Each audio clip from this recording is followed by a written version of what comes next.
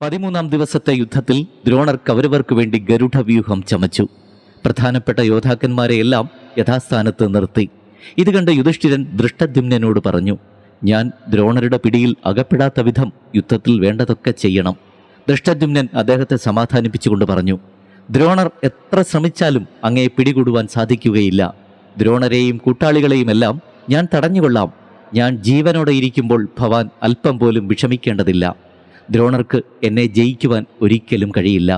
ഇപ്രകാരം പറഞ്ഞുകൊണ്ട് ദൃഷ്ടദ്യുമ്നൻ ശരങ്ങൾ വർഷിച്ചുകൊണ്ട് ദ്രോണരോട് എതിർത്തു.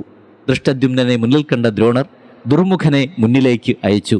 ദുർമുഖനും ദൃഷ്ടദ്യുമ്നനും തമ്മിൽ അതിഭീകരമായ യുദ്ധം തന്നെ നടക്കുന്നു. അതിനിടയിലും ദൃഷ്ടദ്യുമ്നൻ ശരങ്ങൾ അയച്ച് ദ്രോണരെ തടഞ്ഞുകൊണ്ടിരുന്നു. ഇരുഭാഗത്തും വലിയ നാശനഷ്ടങ്ങൾ ഉണ്ടായി. ആനകളും കുതിരകളുമെല്ലാം ചത്തുവീണുകൊണ്ടിരുന്നു. ചുടുരക്തം നദി പോലെ കുരുക്ഷേത്ര ഭൂമിയിലാകെ ഒഴുകിപ്പരന്നു.